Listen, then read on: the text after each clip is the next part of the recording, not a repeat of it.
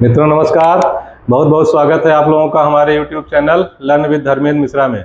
उम्मीद करते हैं आप लोग स्वस्थ होंगे, मस्त होंगे और व्यस्त होंगे। तो कल हम लोगों ने पढ़ा था चतुर्भुज, जिसमें समचतुर्भुज और समलंब चतुर्भुज कवर किया था।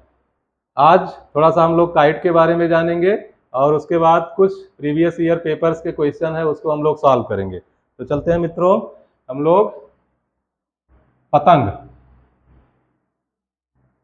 पतंग यानी कि काइट काइट का आकार कैसे होता है? इस तरीके से, कुछ इस तरीके से आकार होता है। इसमें दो विकर्ण हो गए, इस तरीके से दो विकर्ण हो गए, ये दो विकर्ण हो गए, A B C D kite हो गया। तो काइट एक ऐसी आकृति है, यानी कि पतंग एक ऐसा चतुर्भुज है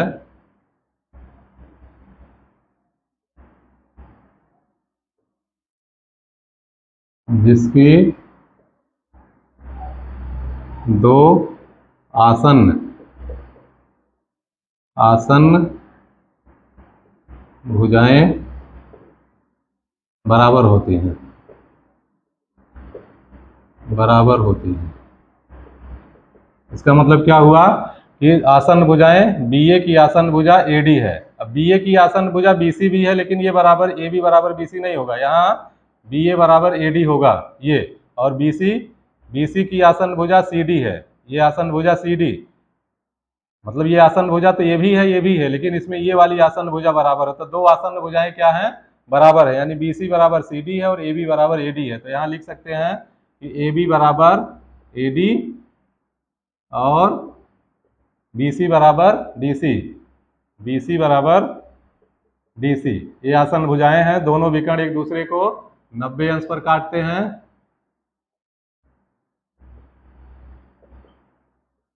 दोनों विकर्ण एक दूसरे को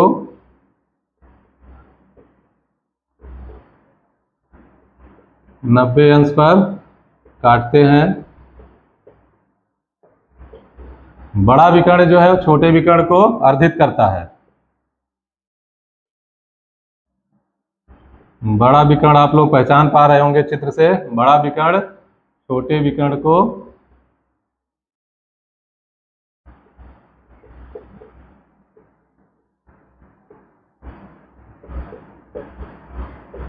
अर्धित करता है।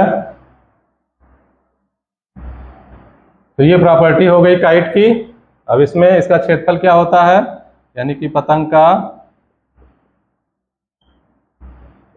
क्षेत्रफल बराबर होगा 1/2 d1 इंटू d2। जैसे हम लोग समचतुर्भुज का क्षेत्रफल निकालते थे, समचतुर्भुज का क्षेत्रफल क्या होता था? 1/2 विकर्णों की लंबाई का गुणनफल।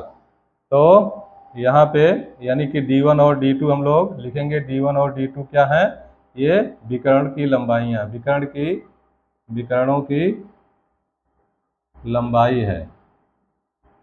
तो ये हो गया काइट के बारे में। अगर एग्जाम में कभी पूछा जाता है तो इसको हम लोग कर ले जाएंगे, इसमें कोई प्रॉब्लम नहीं है। चलिए मित्रों, अब हम लोग आज प्रीवियस ईयर पेपर के क्वेश्चन, क्योंकि हम लोग थ्योरी बहुत कुछ पढ़ लिए, थोड़ा सा हम लोग क्वेश्चन सॉल्व करेंगे। रैंडमली हम देखेंगे, जो क्वेश्चन आए होंगे हम लोग सॉल्व करेंगे। क्योंकि अब हम लोगों ने पॉइंट से लेके, बिंदु से लेके और रेखा, किरण, कोण, फिर त्रिभुज, चतुर्भुज, ये सारी चीजें हम लोगों ने कवर कर लिया। तो थ्योरेटिकल पोर्शन काफी हम लोगों ने कवर किया है। थोड़ा सा हम लोग न्यूमेरिकल देखेंगे और कोशिश करेंगे कि समझ के न्यूमेरिकल सॉल्व करें। तो एक पेपर ये है हमारे पास, प्रीवियस ईयर पेपर, इसको हम लोग थोड़ा सा सॉल्व करने की कोशिश करते हैं। हाँ, ये दिया गया है एक वर्ग का क्षेत्रफल, ये प्राइमरी सेक्शन है 1 to 5 पेपर 1 का। एक वर्ग का क्षेत्रफल जिसकी एक भुजा 8 सेंटीमीटर है, एक वर्ग का क्षेत्रफल जिसकी एक भुजा 8 सेंटीमीटर है। उस आयत के क्षेत्रफल के बराबर है, उस आयत के क्षेत्रफल के बराबर है जिसकी लंबाई 16 सेंटीमीटर है, जिसकी लंबाई 16 सेंटीमीटर है। आयत की चौड़ाई ज्ञात करें। आयत की चौड़ाई ज्ञात करें। ऑप्शन भी दे रखा है इसमें। ए जो है वो 6 सेंटीमीटर है, बी है 8 सेंटीमीटर, सी है 4 सेंटीमीटर, 4 सेंटीमीटर और डी है 12 सेंटीमीटर। तो ये प्राइमरी सेक्शन का क्वेश्चन है। हम लोगों ने आयत के बारे में भी पढ़ रखा है और वर्ग के बारे में भी पढ़ रखा है। तो एक तरफ वर्ग है जिसकी भुजा 8 सेंटीमीटर है, तो वर्ग का क्षेत्रफल, वर्ग का क्वेश्चन आप लोग एक बार पढ़ के समझ लीजिए। 8 सेंटीमीटर भुजा वाले वर्ग का क्षेत्रफल आयत के क्षेत्रफल के बराबर है जिसकी लंबाई 16 सेंटीमीटर है। तो हम लोग क्या करेंगे, एक तरफ वर्ग का क्षेत्रफल हो गया और ये बराबर है किसके, आयत के क्षेत्रफल के, आयत का क्षेत्रफल। ऐसे हम लोगों ने लिख लिया। वर्ग का क्षेत्रफल हम लोग जानते हैं कि भुजा का वर्ग होता है, भुजा का वर्ग, ये बराबर लंबाई गुणे आयत का क्षेत्रफल लंबाई गुणे चौड़ाई होता है। ये हो गया। भुजा किया कितना दिया है, वर्ग की भुजा 8 सेंटीमीटर है, तो 8 का वर्ग हो गया। 8 का वर्ग बराबर यहाँ लंबाई कितना दिया है 16 सेंटीमीटर और चौड़ाई हमने मान लिया x है, या चौड़ाई को चौड़ाई ही रखते हैं ऐसे। अब यहाँ से 8 का वर्ग का मतलब कि 8 गुणे 8, ये किसी संख्या पर जब स्क्वायर होता वर्ग होता है तो क्या किया जाता है, उसी संख्या को 2 बार गुणा किया जाता है। 2 बार गुणा किया जाएगा, ना कि 2 में गुणा किया जाएगा। 2 में 8 का गुणा नहीं किया जाएगा, इस 8 को 2 बार गुणा किया जाएगा, यानी 8 गुणे 8 ऐसे। ये बराबर कितना हो गया 16 गुणे चौड़ाई। अब यहाँ भी थोड़ा जिनका बेसिक नहीं क्लियर है वो लोग देख लेंगे। ये 16 चौड़ाई के साथ गुणा में है, यानी ये इक्वल टू है, इक्वल टू के राइट साइड में 16 चौड़ाई के साथ गुणा में है, तो 16 इधर आएगा। इस चौड़ाई को हमें निकालना है, तो 16 को हमें लेफ्ट साइड में, इक्वल के लेफ्ट साइड में लाना पड़ेगा, तो यहाँ से ये भाग करेगा, यानी कि चौड़ाई की वैल्यू कितनी हो जाएगी, चौड़ाई हो जाएगा आपका 8 गुणे 8, ऐसे ही रहने दीजिए, गुणा करने से कोई मतलब नहीं, और 16 से भाग हो जाएगा। तो 8 एकम 8, 8 दूने 16, 2 एकम 2, 2 चौक 8, तो कितना चौड़ाई कितना आ गया 4 सेंटीमीटर आ गया, चौड़ाई आ गया 4 सेंटीमीटर, यानी कि ऑप्शन हमारा कौन सा सही होगा, सी ऑप्शन सही होगा। ये लिखने के लिए हमने इसको इतना समझाया नहीं, तो ये इसमें पेन उठाने की जरूरत नहीं थी, लिखने के लिए इतना समझना पड़ा, अदरवाइज इसमेमें पेन उठाने की जरूरत नहीं थी। वर्ग का क्षेत्रफल 8 गुणे 8 यानी 64 हो गया, और ये लंबाई गुणे चौड़ाई के बराबर है आयत के क्षेत्रफल के, तो 64 को सीधे 16 से डिवाइड कर देते, 4 आ जाता। ये मुश्किल से 5 सेकंड का क्वेश्चन था, गोला करने में लेके जितना टाइम लगता। तो अभी हम लोग कंसेप्ट समझ रहे हैं, फिर हम लोग क्या करेंगे, एक बार फिर इन्हीं क्वेश्चंस को रिवाइज करेंगे। ये सारे क्वेश्चन बड़े इंपॉर्टेंट है जो प्रीवियस ईयर में पूछा गया है, ये सारे क्वेश्चन बहुत ही ज़्यादा इंपॉर्टेंट है मित्रों, इसको आप लोग ध्यान दीजिएगा। एक बार हम लोग इसको अभी कंसेप्ट समझ रहे हैं, लगा रहे हैं, आराम से समझ करके फिर इसको हम लोग दोबारा एक बार रिवाइज करेंगे और अच्छे से इसको स्पीड से करेंगे, क्योंकि स्पीड भी काफ़ी वैल्यू रखती है कंपटीशन में। फिर हम लोग दूसरा क्वेश्चन सॉल्व करेंगे। दूसरा क्वेश्चन है,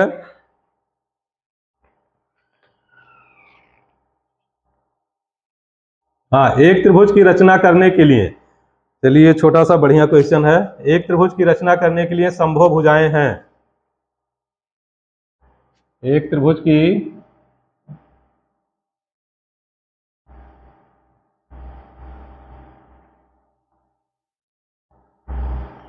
रचना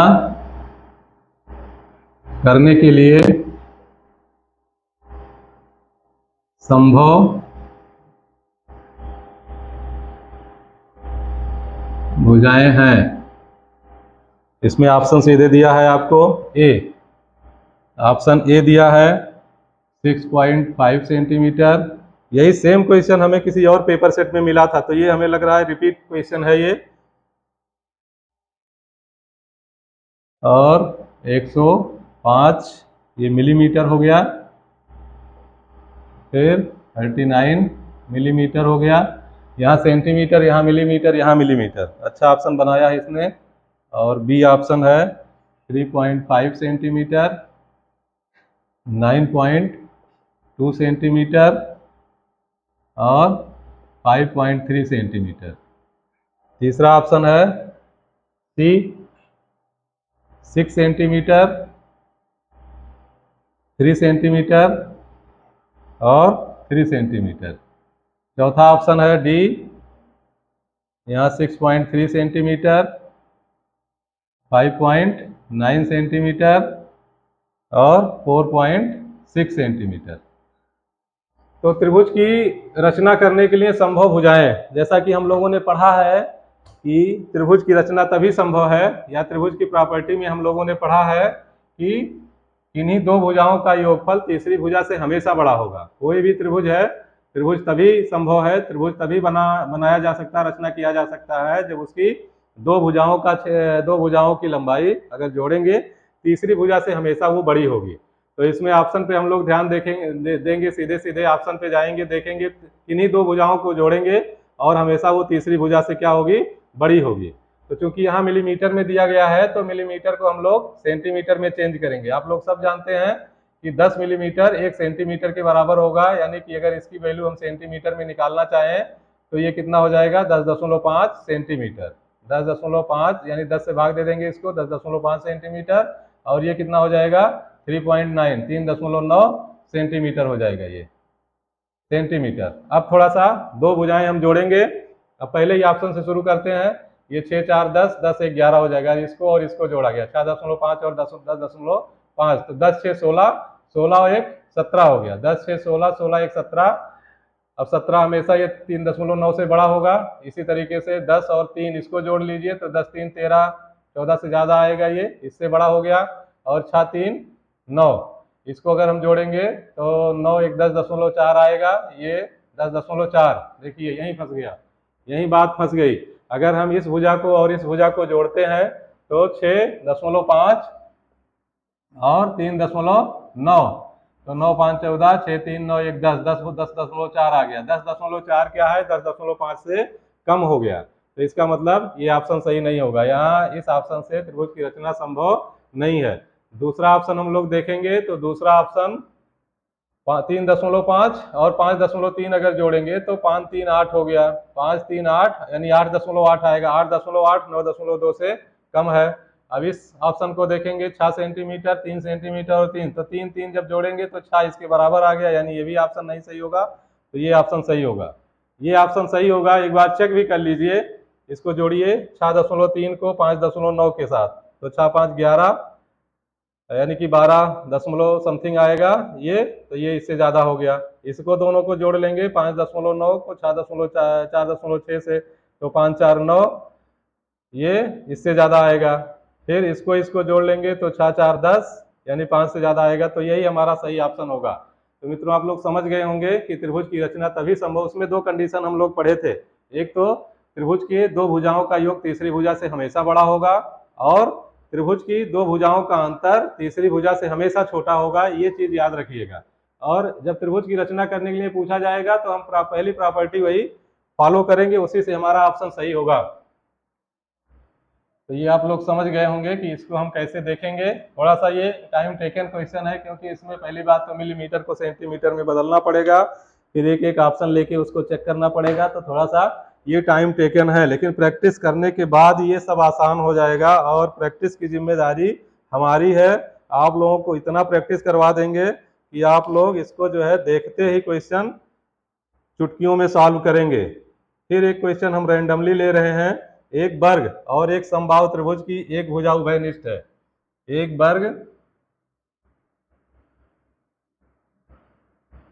वर्ग और एक समबाहु त्रिभुज, एक समबाहु त्रिभुज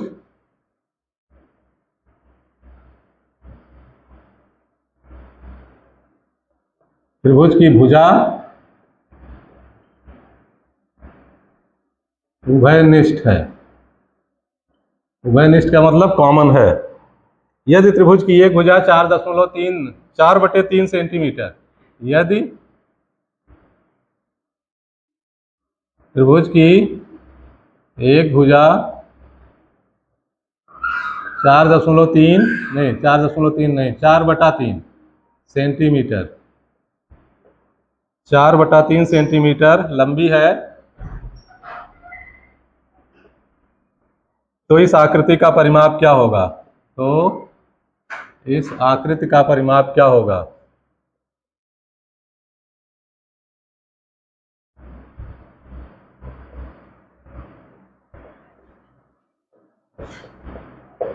ऑप्शन भी हम लोग देख लेते हैं। ऑप्शन इसमें है 16/9 सेंटीमीटर,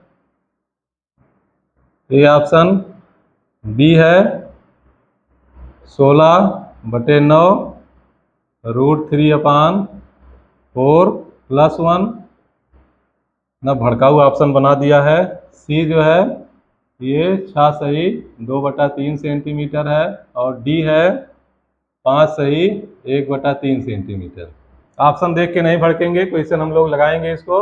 अब इसमें फिगर भी हमको बनाना पड़ेगा। अगर सही फिगर हम लोग बना लिए तो उसका क्या आ जाएगा? परिमाप आ जाएगा। कैसे?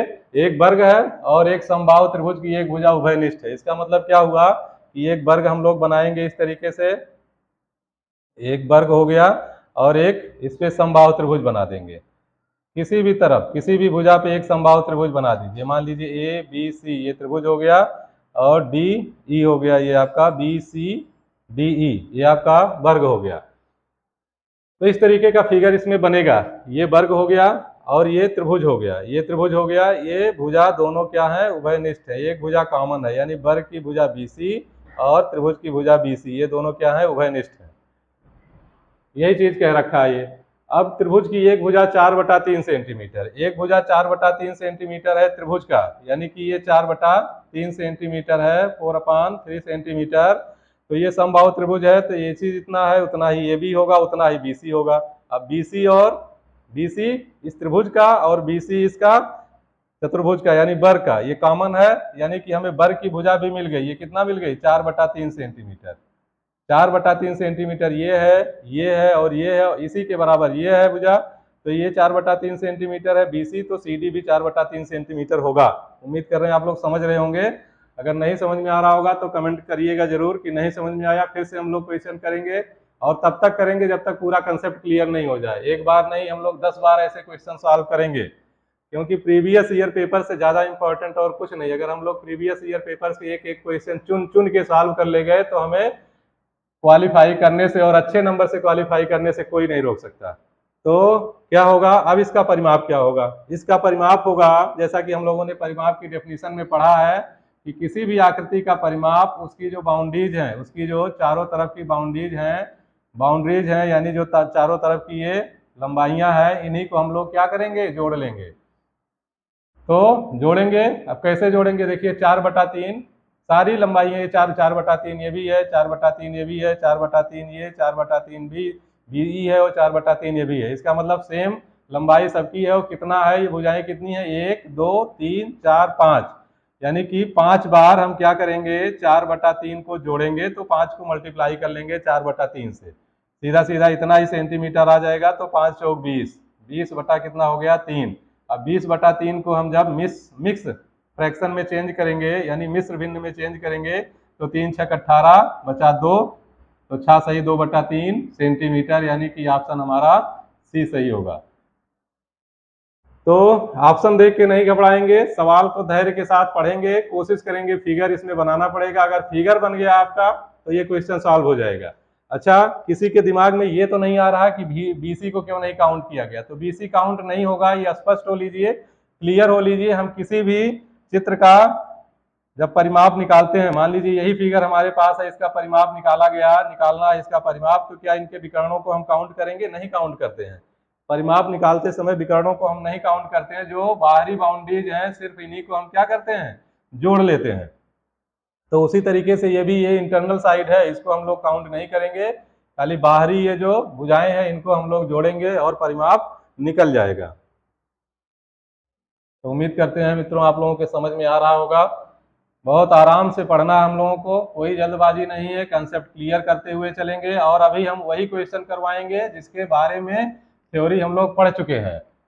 एक क्वेश्चन और देखते हैं, उसके बाद हम लोग कल देखेंगे। एक है पंचभुज के अंतःकोणों का योगफल ज्ञात कीजिए। पंचभुज के अंतःकोणों का योग,